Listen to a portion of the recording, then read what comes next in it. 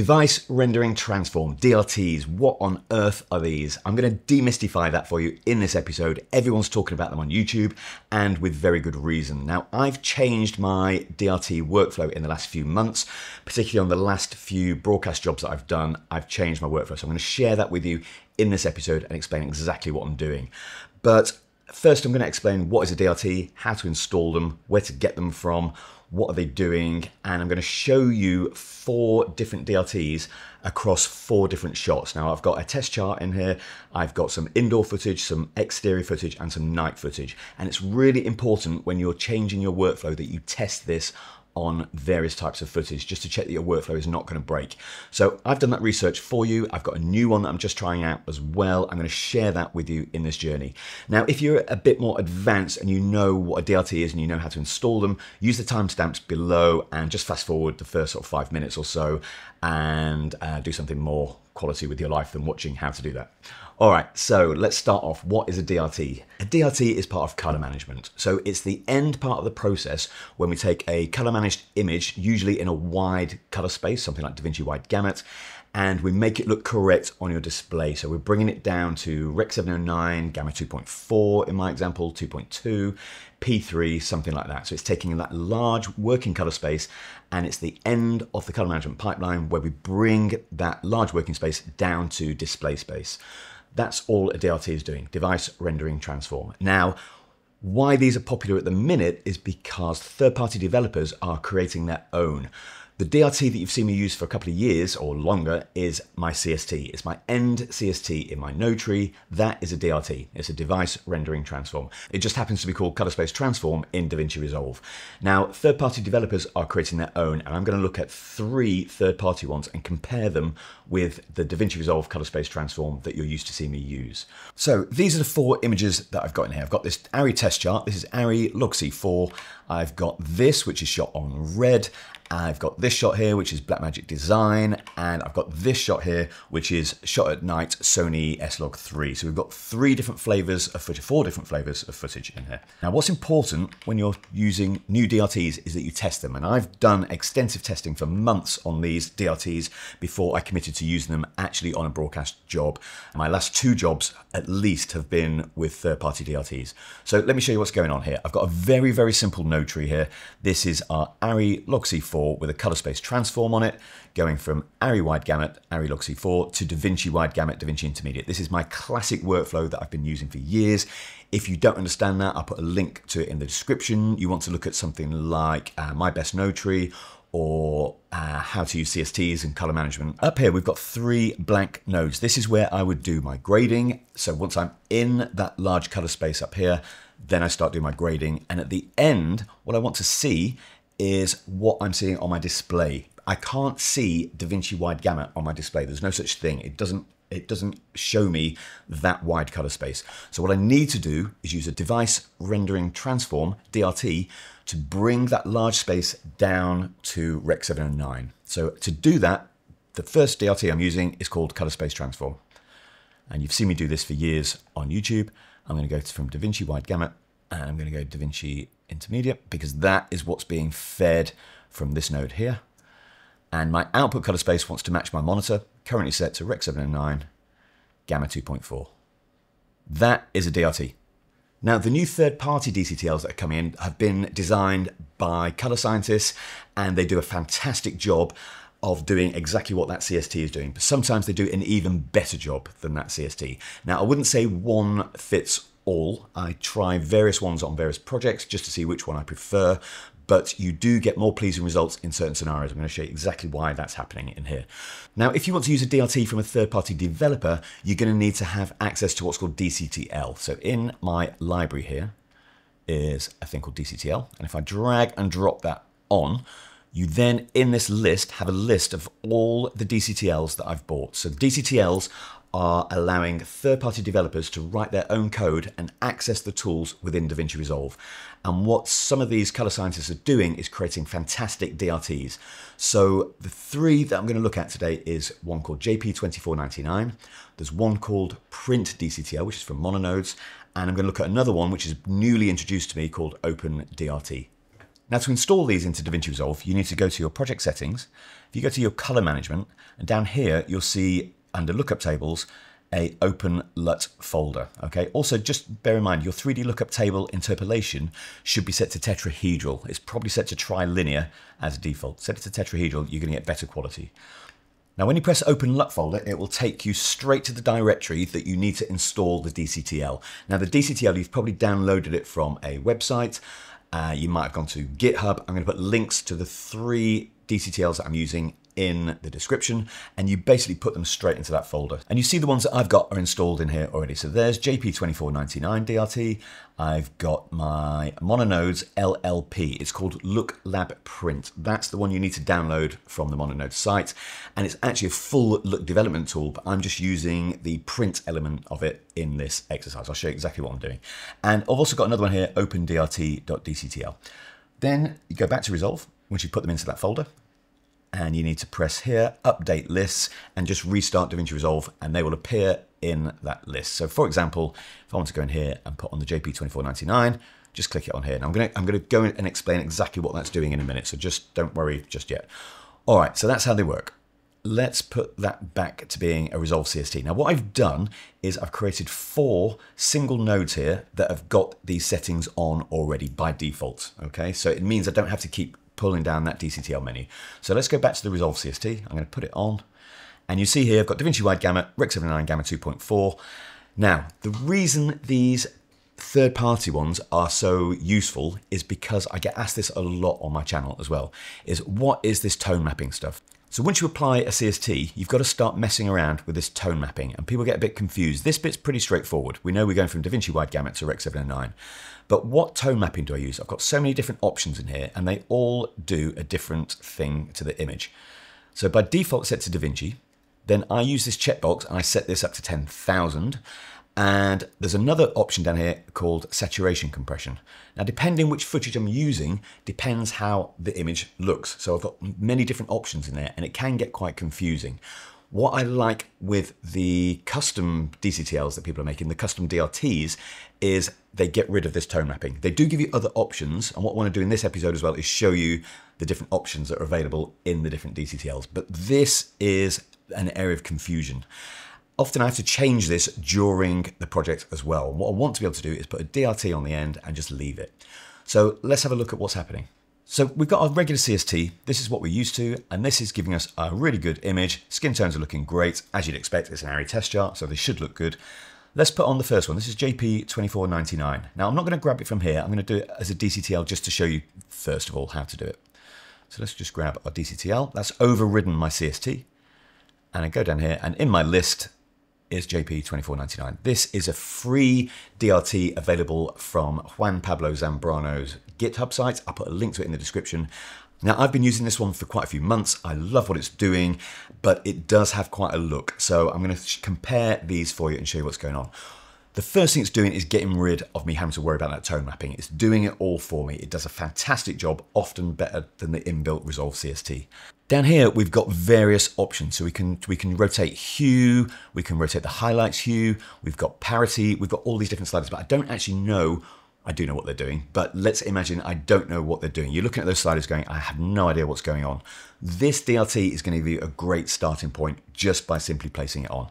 Only thing you've got to do is check your input. So we've got DaVinci Wide Gamut, DaVinci Intermediate, and our output, Rec 79, power 2.4 or 2.2, whatever you want to choose. All right, so I'm going 2.4. That's all you need to do. You just drop it on and start working. It gives fantastic results. I'm going to show you the 3 separate images and show you exactly what it's doing.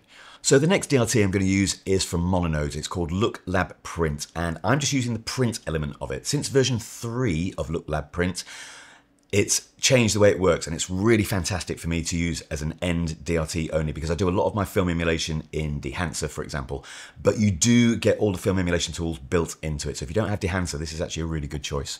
So let's have a look at that one. So it's Mononodes, and it's called Look Lab Print. And I just want, so you've got Look Lab, Look print, and I want to take the print element of it. Now, by default, you get this really strong look, and that's because it applies the Kodak 2383 lookup table that I use a lot in my work, as you know I do. So I need to change that. I want to just take it off. I'm going to take off the LUT here. And just while it's on, let me show you. You can actually dial back the amount of color with that LUT, and you can dial back the amount of luminosity. So if I actually set that to back to 0, we've effectively taken that LUT off. But we can also just take it off here. And it's using the inbuilt LUTs that are built into DaVinci Resolve, and it's doing them in a fantastic way. So you don't have to change it to Cine on Film Log and all that stuff. It really is a great tool.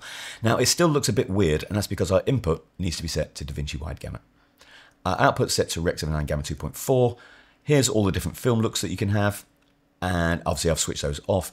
And you can also play around with the shadow, so the tones in the shadow as well. I'm going to take that off. I just want it straight. I do all that stuff myself on a separate node. I just want my end DRT, my DRT to just behave as a way of coming from large color space to Rec 79 in a nice, clean way with all really nice tone mapping. That's what I'm trying to achieve. This looks fantastic. So this is great straight off. Now, the next one I'm going to show you is OpenDRT. Now, I've only just been introduced to this. This is done by a developer called Jed Smith. And I've heard about it, but I haven't actually seen it. And Cullen Kelly did a YouTube episode a few weeks ago where he explained how OpenDRT works. So I thought I'd download it and have a look. So this is the only one I've not really tested extensively. The other two I've been working with for months. So I have really power tested it. I know it works. I'm not going to start a broadcast project with a DRT that I've not tested. So I'm kind of doing OpenDRT live for you. But I just want to give a shout out to Cullen Kelly for introducing me to it. Check out his channel. I'll put some links to those episodes in the description as well. And he goes into it much deeper than I'm going to. I'm literally going to give you a comparison. I'm going to give you my thoughts on these DRTs and just show you practically what's happening in with the tools that I've got here. So check that out, but it's by Jed Smith. It's on his GitHub site. It's another free DRT, and let's go and apply it. So open DRT, and on it goes. Now it says JP2499 here, but it's not. It's open DRT. We can see that here. And what this one does is give you quite a strong look to start with. So we're getting our wide color space down to our Rec 709. But Jed's DRT here actually gives it quite a distinct look. It's quite contrasty. Let me compare that to Resolve CST. So that's the regular Resolve CST that I'm used to seeing. This is Open DRT. And so you can see we get quite a lot of contrast in there. You can override that using these settings here. Okay, so we've got different settings here. You don't have to worry about tone mapping or anything like that. You can basically go to these look presets. This is the default one, which is quite high contrast. If I go to base, I can actually take all that look off. So again, it's still got quite a distinct look, but it's doing a very good job of mapping everything correctly to Rec 709. All right, so that's an introduction to the 4 DRTs that I'm going to be working with. Let's have a look at it on real world examples. So the first one I want to look at is this one here. This is our interior shot. This is shot with red. So I've got my first CST here going from red wide gamut, red log 3G10 to DaVinci wide gamut. That's all I want to do. Now I'm going to take the tone mapping off here at the beginning, and I've done a little bit, not a lot, but I've done a little bit of grade on here just to brighten the image up a little bit. So it was there, and I've just put a little bit of stuff, nothing too heavy because I don't want to detract from what the actual DRT is doing. All right, let's take our first one. This is CST. This is DaVinci Resolve regular color space transform that we're used to. This is a DRT. I've set it to DaVinci and I've got saturation compression on here. Let's have a look at what happens if I go to luminance mapping. You see that what's happening with this light changes quite dramatically, and the candle up here, okay? So the luminance mapping is trying its best to tone map that correctly for me. Let's try it on DaVinci. So they're both good. I actually prefer the DaVinci look in here, but often I'll have luminance mapping set on as a preset. So then I've got to try and get that looking correct. This is why I'm moving away from using color space transform as my end DRT. I still use color space transform at the beginning to get me to DaVinci wide gamut, but I'm changing how I work at the end. Let's have a look at the JP2499, see what that does. So I'm going to drag and drop it on, and there it goes. So just by default, I'm not changing any of the settings at all, and we get a really nice look. The way that it's handling the luminance in this light and this candle is really pleasing. You do get quite a warm look on it. So if we look, again, let's just have a look at with the Resolve CST on it. If you look at the vector scope here, it's all pretty even on that line. When we apply JP2499, the spread comes out. You get a lot more warmth in the image, okay? But it's got a kind of hue shift going on here as well. The reds are changing. Again, let's put the CST back on and then go to JP2499. Have a look at the red wall at the background. You get a big shift in that red. That is nice. I like what it's doing. It's a good look, but it is quite a distinct look in there. All right, let's have a look what's happening when I apply mononodes. I'm just going to drag and drop it on here for speed. So there's mononodes. Now, we're getting really nice tone mapping in our highlights here. These are very high highlights, and you can see that up here. These are almost hitting 1023 on my chart. And the candle, again, the tone mapping's been handled really nicely with the mononodes. Again, I've just taken the defaults, but I have saved this one with that LUT off. I'm not going to want this LUT on because I'm using other things for my film emulation. All right, let's have a look what's happening with OpenDLT. So let's drag and drop that on. So OpenDLT, again, we're getting this quite strong look. So let's bring it down to base level. Okay, that strong look by default is a little bit too strong for me. But if we bring it down to base level, we can see a bit more what's going on. So it's handling the highlights well. Maybe a little bit out there. But let's have a look at that compared to a CST. Okay, yeah, it's a little bit clipping on there. So let's have a look at, so JP2499 again. Here's mononodes, and here's OpenDLT, and I'll set that down to base level. Okay, let's have a look at that now on an exterior shot. So this is Blackmagic Design. This is their footage. You can download this footage for free from the Blackmagic website. Okay, so what I've got on at the minute, let's put the Resolve CST on there so we can look at our default starting point. This is what we've been used to using for a couple of years now. Really nice. Again, I've done a little bit of a grade in here, but nothing heavy. I'm just boosting the shot a little bit, which helps us see what's happening with the DLT. So let's have a look what happens when we put JP2499 on. Let's drag and drop that on. And immediately I noticed that the sky, the hue in the sky changes. Now that is because in here, the overall rotation hue in here, if you look at blue, has actually by default got a hue shift of 0.23. Now if I put that back to 0, you see that sky goes back to the same color it was in the CST. So the JP2499 DLT has quite an inherent look built into it, but often that is pleasing. Now, I can do that on my own manually as part of my color grade, so it doesn't really worry me too much, but just be aware there is quite a shift in there. All right, let's go back to our regular CST so we can reset our eyes. I'm going to put the Mononodes print. This is from the Look Lab print. I think it's Lab Look print, but whichever way. And drag and drop that on. And again, we get a very similar look to the regular CST that we're using, that we're used to. And that's a great starting point. Nothing wrong with that at all. So our whites are staying good. The hues and everything are staying natural. They're staying as intended. And let's have a look at the OpenDLT one. So I'm just going to reset that to the regular CST. Let's have a look at Jed's OpenDLT. Drag and drop that on. And as predicted, we get that contrasty look. We get a nice shift in the sky.